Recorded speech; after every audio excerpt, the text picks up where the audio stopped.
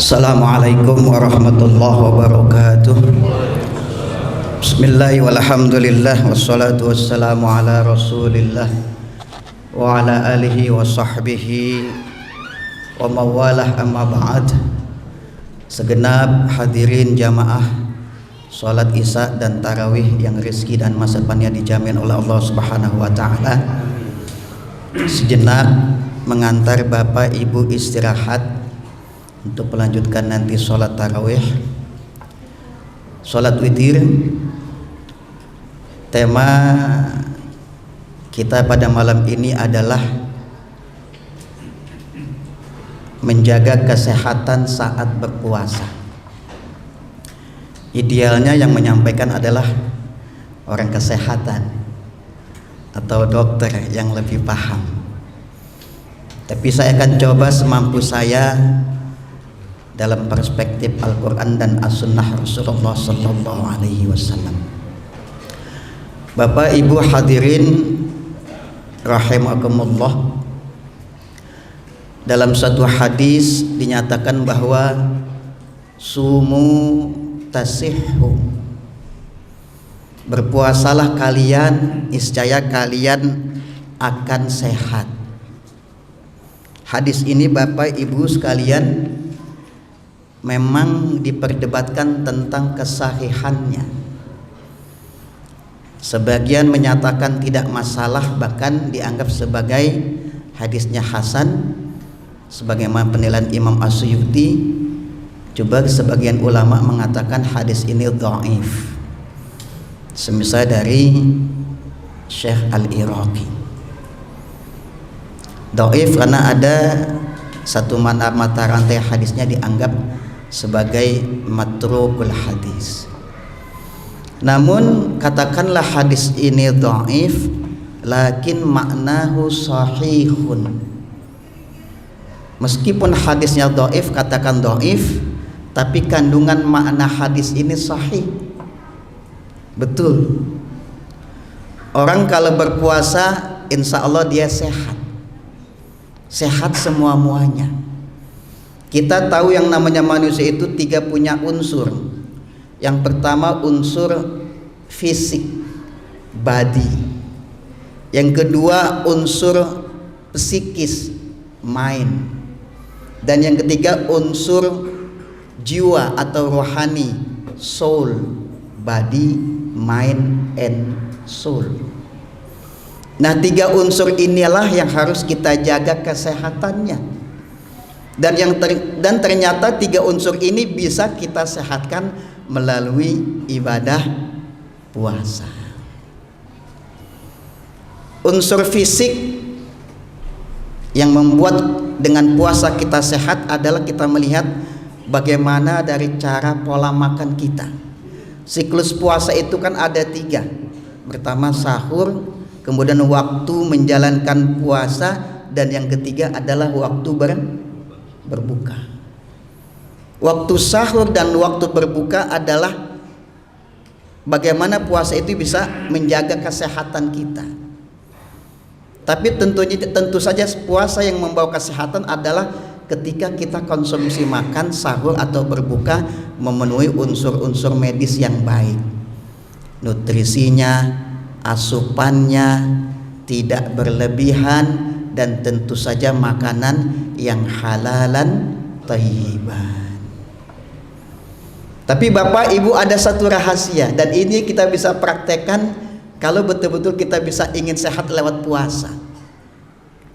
Katakanlah sahur atau juga berbuka. Dianjurkan kita sebelum berbuka kita tidak mengkonsumsi makanan berat langsung, sahur atau berbuka. Idealnya ketika sahur, porsi terbanyak makan sahur kita adalah buah-buahan dan sayur-sayuran, bukan daging. Apa dasarnya mendahulukan sebelum makan kita makan buah-buahan? Mungkin kita sering dengar, tapi sebetulnya itu ada dasarnya di dalam Al-Quran Bapak Ibu sekalian. Kita sering baca surat Al-Waqiah itu ya, tiap malam ya. Kan ada itu Nanti dalam surga itu kita punya yatufu alaihim wildanum mukhalladun. Penghuni surga itu punya wildan, punya asisten yang melayani segala kebutuhan, termasuk yang melayani makan dan minum kita. Yang dilayani oleh para pelayan kita di surga apa? Mereka membawakan makanan, membawakan buah-buahan, membawakan daging kepada kita. Apa kata Al-Quran? Kata Al-Quran,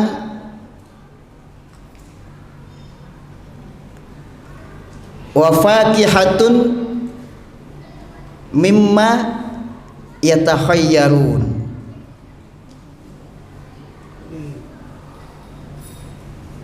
Wa lahmi tayrim mimma yashtahun.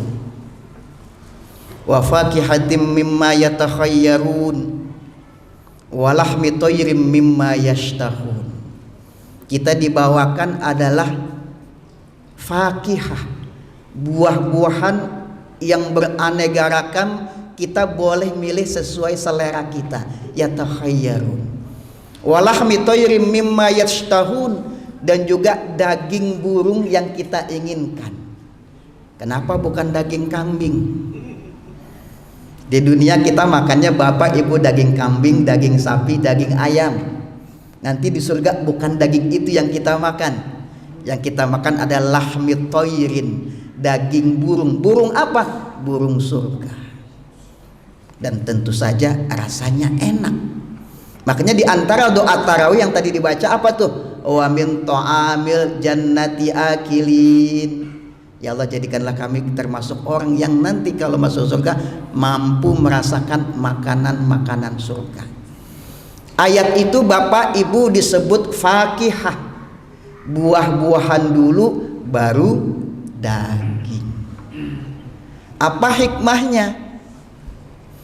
Para ulama tafsir semisal Syekh Wahab Az-Zuhaili di dalam tafsirnya mengatakan al-hikmatu fit taqdimil faqihah 'alal lahm.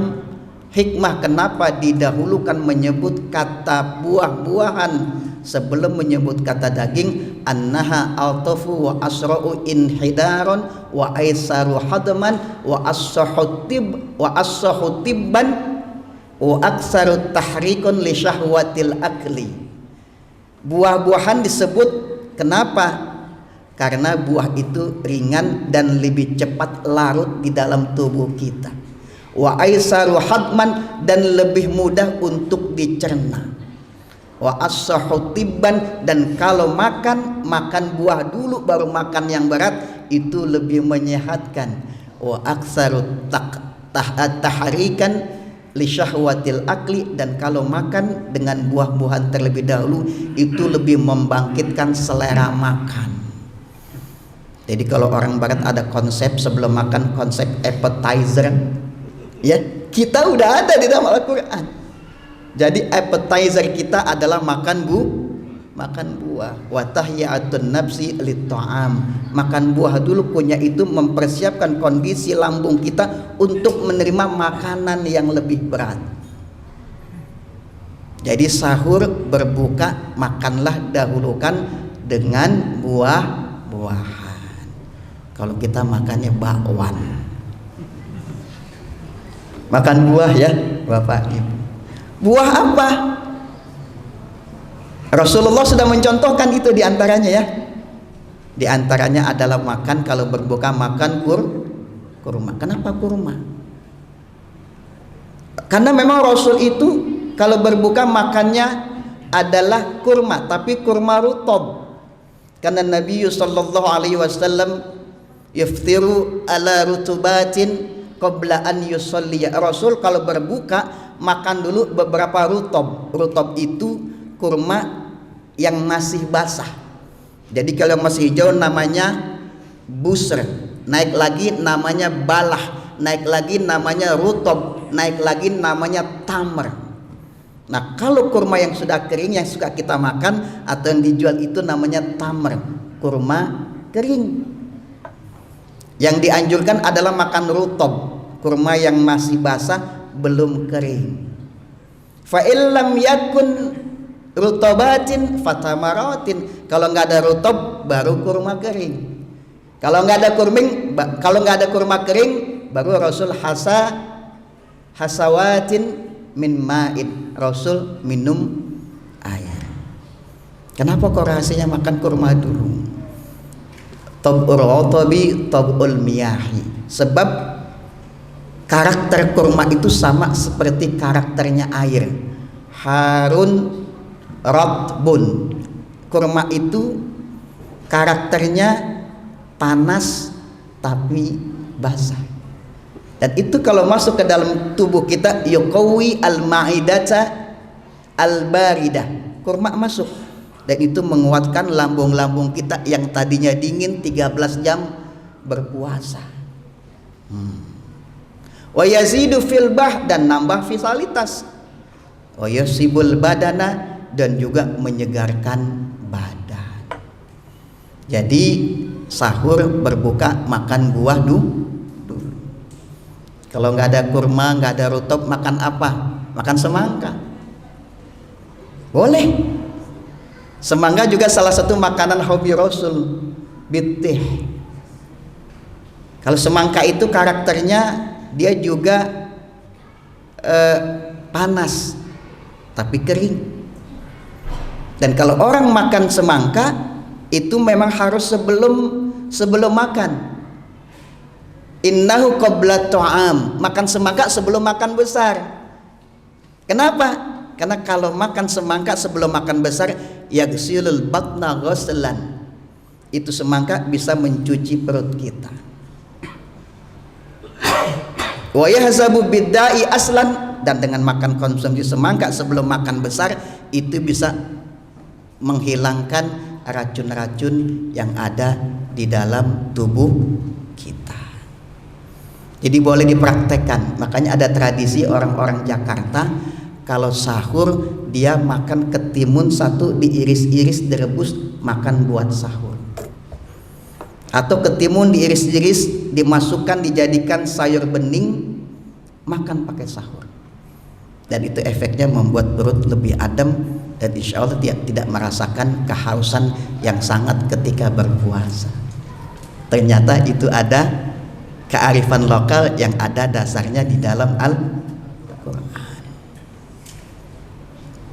Jadi itu di awalnya seperti itu. Fisiknya sudah oke, barulah psikis kita. Selama berpuasa kita dilarang mengucapkan kalimat-kalimat yang kotor. Kalau ada yang memprovokasi kita, jangan kita timpali. Kenapa? Karena akan mengganggu psikologis kita, mental health kita jadi terganggu. Lalu dari segi rohani, selama puasa kita dianjurkan apa itu? Mengisi hati kita dengan zikir. Zikir di antara isya, di antara maghrib dan isya itu bagus. Zikir, berzikir, istighfar, bersolawat itu bisa menyehatkan rohani kita. Bahkan kata Rasul, masalul ladzi yazkuru rabbahu wal ladzi la yazkuru rabbahu masalul hayyi wal mayyiti.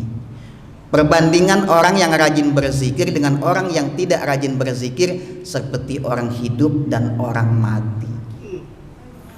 Orang yang kurang rajin berzikir itu gampang kesurupan. Orang yang jauh dari zikir potensi hatinya keras. Karena Rasul sudah bilang seperti orang mati. Orang yang rajin berzikir hatinya jadi hidup. Juga ketika sahur istighfar, wabil asharihum yastaghfirun, kita anjurkan beristighfar.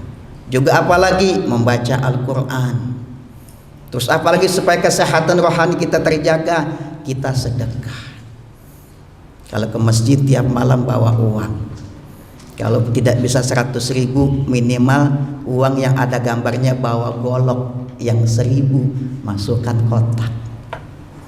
Sedekah meskipun sedikit itu bisa menghidupkan rohani kita. Nah, siklus 1 bulan inilah fisik kita, psikologis kita, psikis kita, dan rohani kita dipaksa untuk sehat. Kalau kita bisa memahami siklus puasa itu, mulai dari pola makan, mulai pola pembinaan rohani, jaga mulut, jaga pendengaran, jaga mata, dan itulah akhirnya kita menjadi pemenang ketika kita selesai dari ibadah Ramadan kita, dan tujuannya itulah salah satunya la'allakum tattaqun. Mudah-mudahan Ramadan kali ini menjadi salah satu Ramadan terbaik kita. Lebih kurang mohon maaf. Allahul muwaffiq ila aqwamit thoriq. Assalamualaikum warahmatullahi wabarakatuh.